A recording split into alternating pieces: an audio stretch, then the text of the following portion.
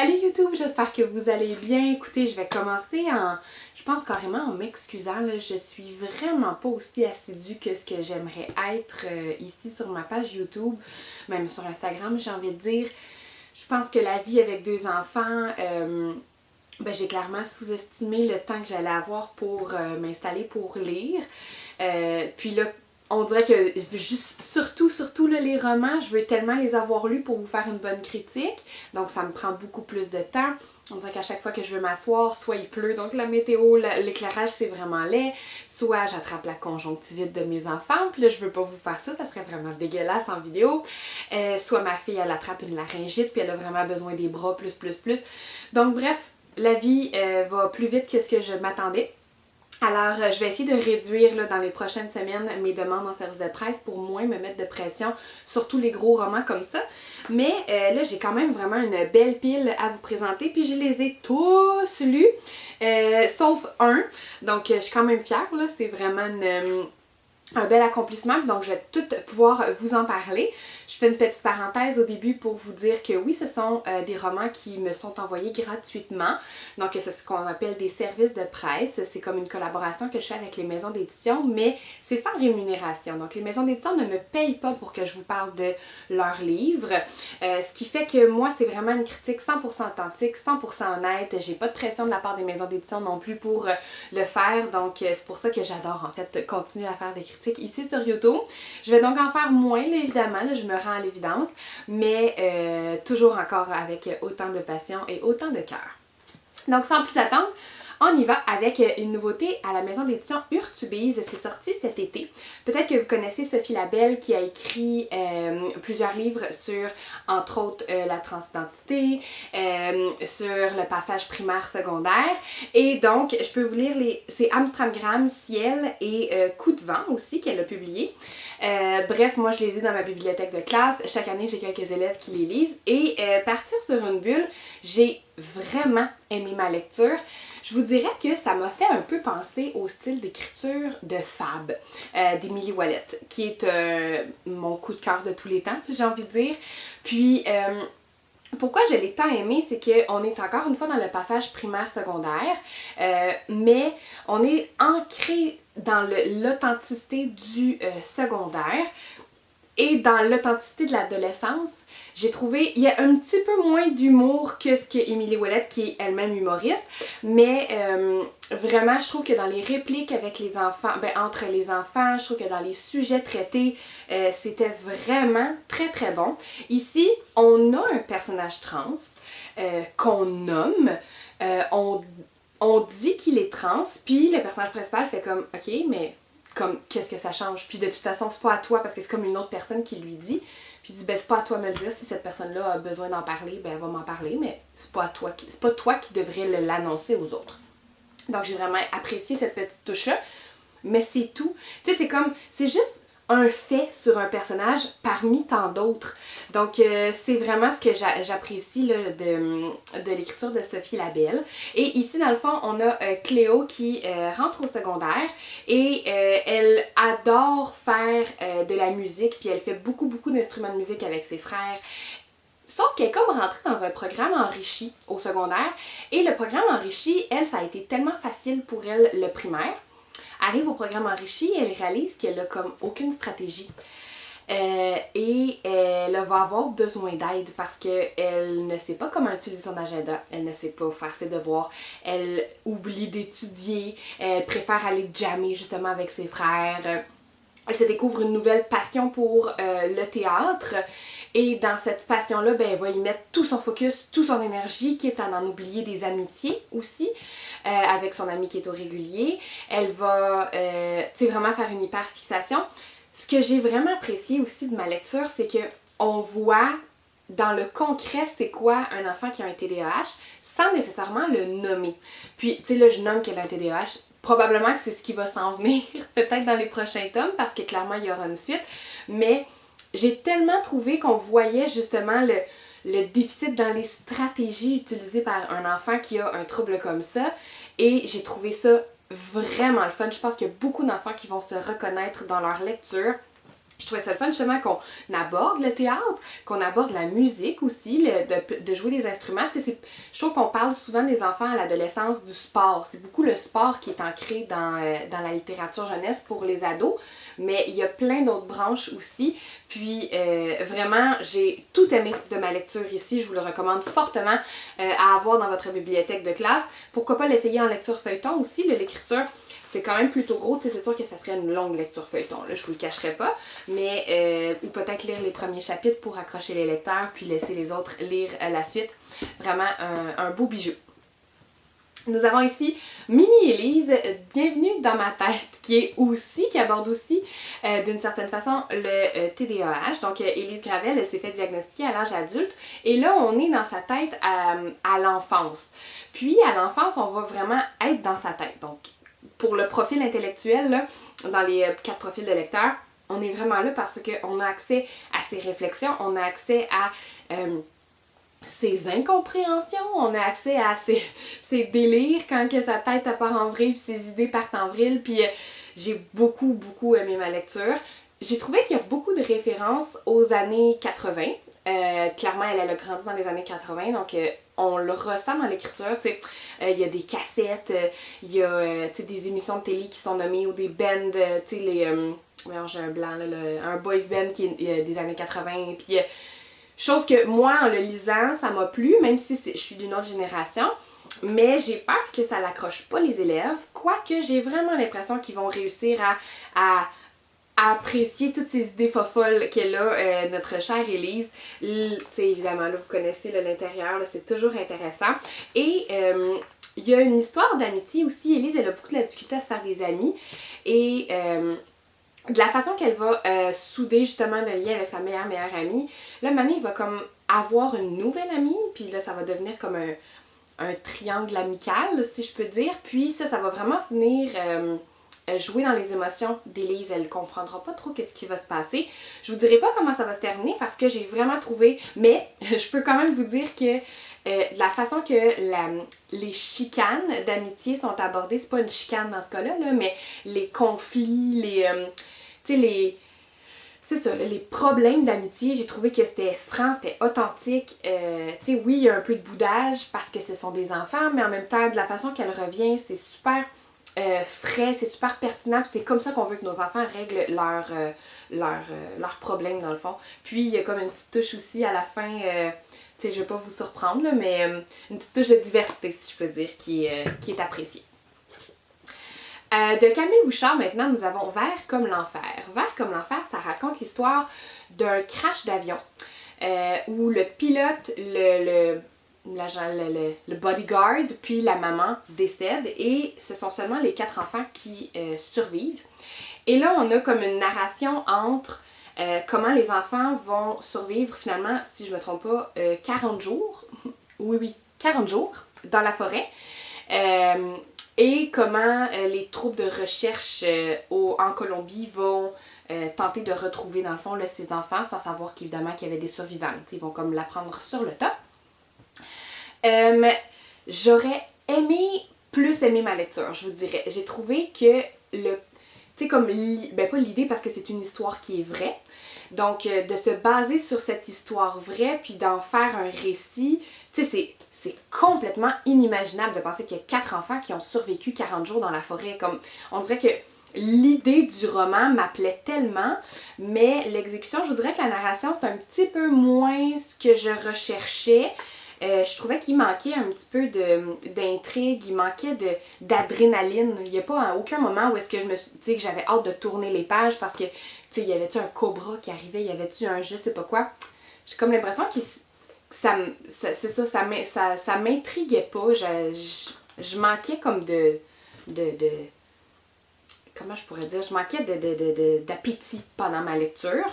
Et à la toute fin, on apprend, comme on suit un moment donné le beau-père de l'enfant la plus vieille et qui est le papa des 2 plus jeunes.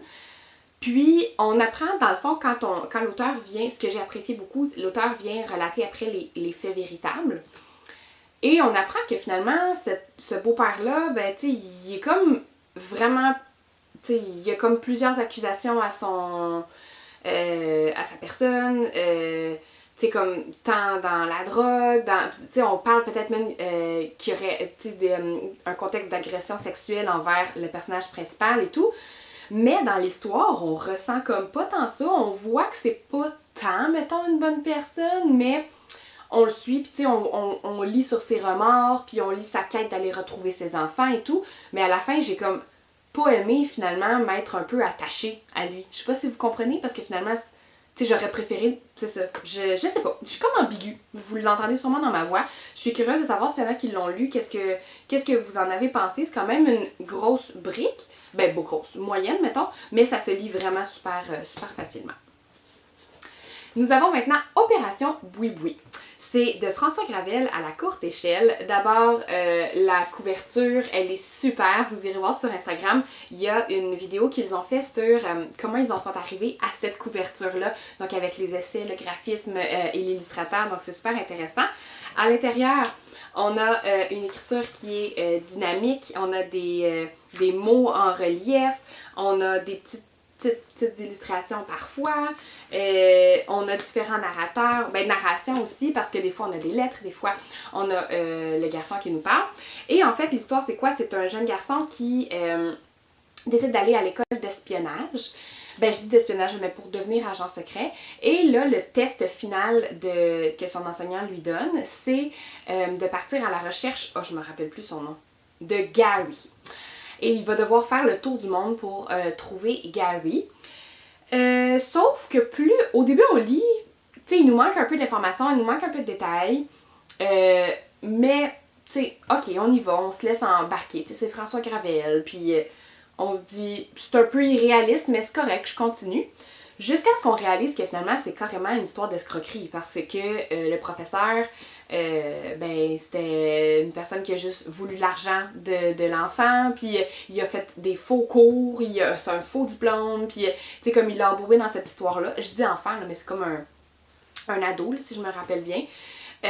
Puis, tu sais, c'est une lecture un peu éclatée, là, parce qu'on saute du coq à l'âne dans son écriture, ce qui est le but, tu sais, le narrateur, comment il nous parle à nous, c'est vraiment ça. C'est je vais te raconter ça dans 2 minutes, mais je me rappelle pas comment ça se fait que je suis arrivée sur ce point-là, mais ça me fait penser à, tu sais, donc ça pourrait être un peu difficile à suivre pour certains élèves. Il y a un vocabulaire qui est recherché aussi, qui est encore une fois un trait de caractère du narrateur, parce qu'il y a d'autres personnages à Mané qui lui disent justement là, ça va là, ton vocabulaire, là, comme tu pourrais trouver d'autres mots là. Il est comme toujours à la recherche aussi de comprendre le sens des expressions, fait que comme il y a une passion pour la langue française, bref. C'est pas, je vous le dis tout de suite, c'est pas un coup de cœur pour moi, mais je pense que ça se mettrait bien. Tu sais, je trouve que c'est un roman qui est différent sur justement l'agent secret. C'est un roman qu'on vient, je dirais un petit peu plus profil intellectuel, parce qu'on vient jouer avec la langue, on est dans la tête du personnage, puis on est dans ses pensées et non dans ses émotions. Là, on est vraiment dans ses pensées. Ce qui fait que je trouve que ça fait différent, puis ça peut aller chercher un autre public. Tu sais, c'est pas mon champ d'intérêt, mais ça peut aller chercher un autre public qui justement va vraiment apprécier leur lecture. Guerrière, tome 3 de Prisca Poirier aux éditions de Mortagne. C'est donc dans la suite de la série de Les Éternels. Si vous suivez mes chroniques ici, vous le savez à quel point je suis passionnée par la série Les Éternels. C'est une série du 3e cycle qui est pertinente, qui est vraie, qui promouvoit des belles valeurs, je trouve, pour les enfants. Il y a toujours une intrigue, on est toujours comme dans un peu un genre policier, mais ange-démon. Donc, c'est une série avec Stella, qui est une ange. Dans cette sous-série-là, je veux dire, dans le sens que Les Éternels, c'était quand elle apprenait à devenir une ange, donc à l'académie. Elle avait des stages à chaque tome de roman. Là, ici, elle est devenue une ange guerrière. Et c'est pour ça qu'on est comme dans une sous-série, parce qu'il y a toujours des thèmes qui sont plus pour ados, je dirais. Je suis très à l'aise de le mettre dans ma bibliothèque de classe. Dans les 2 autres tomes aussi. C'est juste qu'on est dans des thèmes un petit peu plus soutenus. Dans le premier, on vient parler par exemple de l'immigration clandestine, des trucs comme ça. Dans le deuxième, on est centré sur la Deuxième Guerre mondiale. Ici, je pense que dans les premières pages, on est dans un casino, dans de la blanchir de l'argent. Il y a un homme qui meurt par un coup de fusil dans les premières, comme dans les premiers chapitres. Ce qui fait qu'on est un petit peu plus mature là, quand même là, dans l'aventure, mais c'est toujours aussi bon. Tu sais, c'est une écriture qui est tellement, je trouve, facile à lire. C'est une écriture qui laisse pas beaucoup de place à l'interprétation. Donc, tu sais, ce que Stella pense, on y a accès. Ce qu'elle voit, on y a accès. Il n'y a pas de... Il n'y a pas de cachette, il n'y a pas de sous-entendu. On a vraiment tout, on peut décrocher, puis on peut lire, puis on peut avancer dans l'intrigue. Ici, donc, dans le deuxième tome de Guerrière, on sous-entendait qu'il y avait possiblement un super démon. Donc, dans tous les démons, il y avait comme un super démon qui était comme une entité avec des pouvoirs plus grands. Et il y avait aussi un super ange. Mais le super ange, quand il est décédé, il aurait donc donné son énergie. Puis là, Hector, un personnage autre, un nouveau personnage, est à la recherche de où cette énergie-là, chez qui est-elle allée, parce que là, le super démon, il y a comme des signes qu'il est en train de se réveiller puis qu'il est en train de préparer quelque chose. Alors là, lui, il doit former le nouveau super ange. Puis, ben, tu sais, comme évidemment que ça va être Stella. J'ai pas lu, je pense qu'on est rendu, c'est comme le 12e là, dans cette collection-là. Fait que, tu sais, j'ai pas lu 12 livres pour que ce soit pas Stella. Mais, donc, je suis rendue à peu près à la moitié. C'est toujours aussi bon. J'ai hâte de poursuivre ma lecture pour voir comment ça va avancer. Là, il me semble que c'était une trilogie guerrière, donc ça se pourrait que ce soit le dernier, mais je suis pas sûre, je vais le savoir là, à la fin de ma lecture, mais il me semble que c'est ce que j'avais entendu. Ici, nous avons trois petits romans, donc c'est Moi, mon doudou, puis c'est une collection, ce sont des romans à lire à voix haute aux 3 à 5 ans. Donc ici, nous avons Moi, mon doudou veut pas à l'école, Moi, mon doudou est en colère, et Moi, mon doudou est très jaloux. Donc, celui-ci, on aborde que maman va avoir un nouveau bébé. Ici, ben, elle ne veut pas aller à l'école, c'est assez simple. Et ici, il est en colère. Puis moi, je vous dirais que c'est lui mon préféré. Puis je me suis vraiment vue, je me serais vue le lire avec des enfants, soit du premier cycle ou soit du présco. Quand on dit là, un roman à lire à voix haute, tu sais, c'est très, très aéré comme lecture. Puis, dans le fond, on a une demi-page ici, une page complète, puis une fin de page. Ça, c'est le chapitre 1.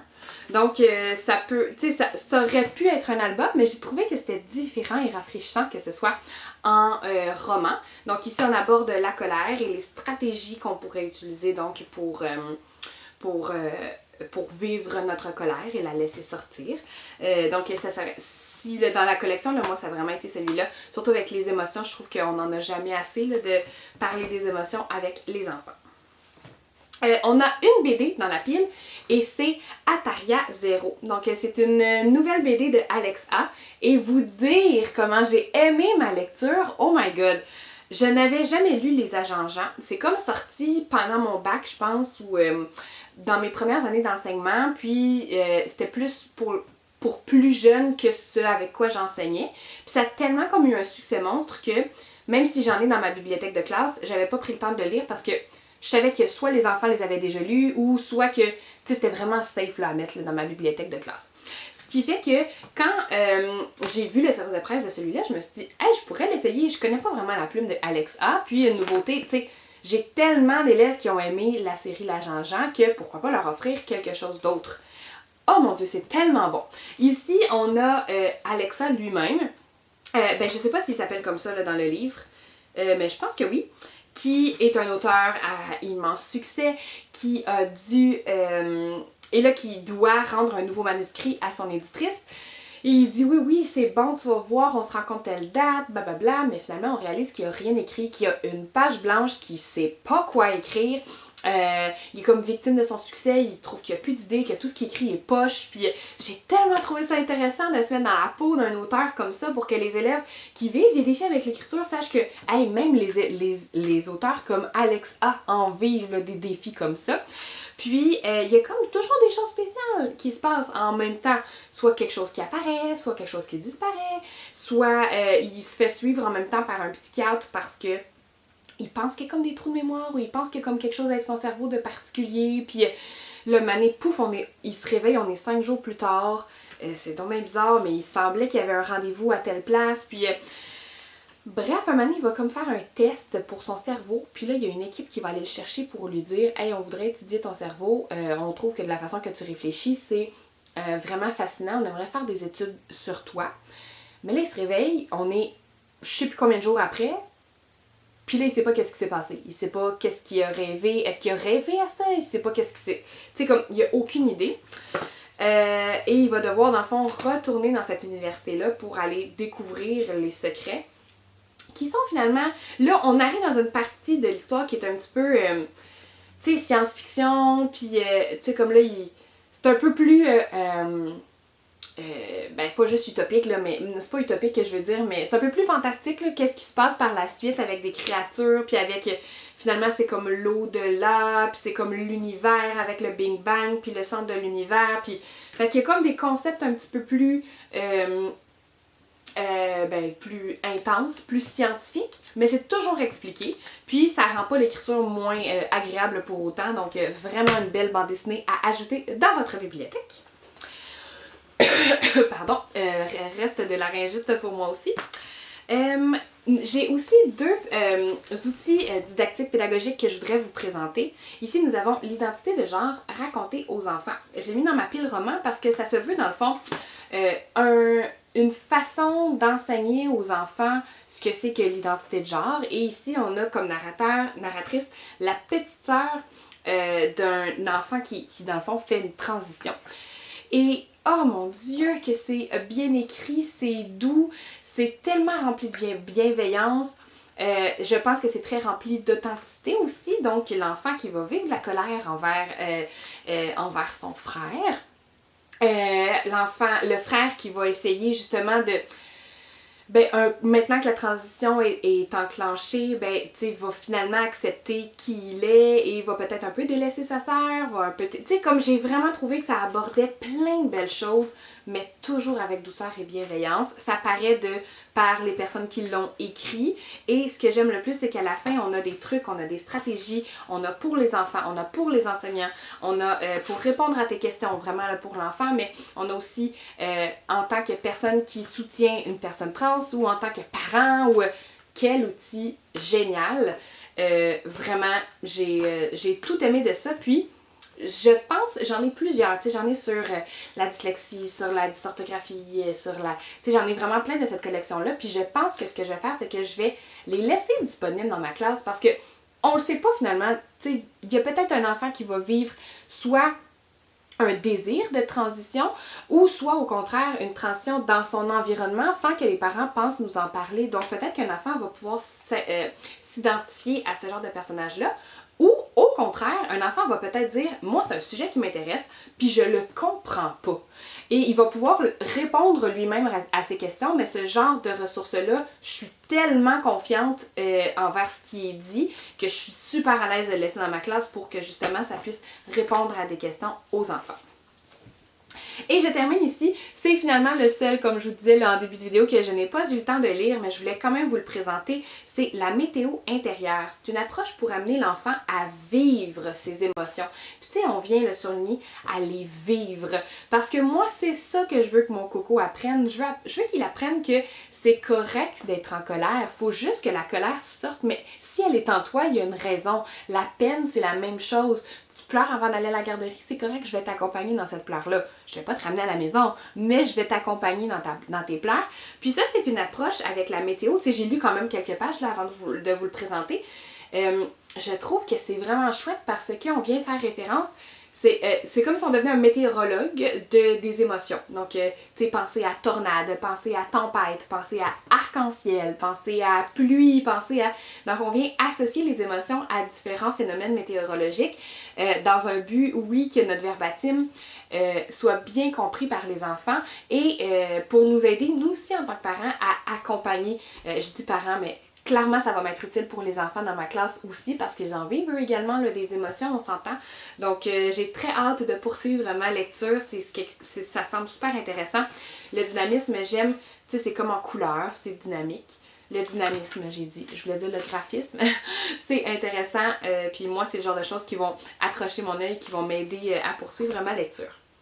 Alors voilà, j'ai terminé, donc ça c'était une belle pile de romans, mais tu sais j'en regarde, j'en ai encore plein d'autres qui ont été publiés en septembre.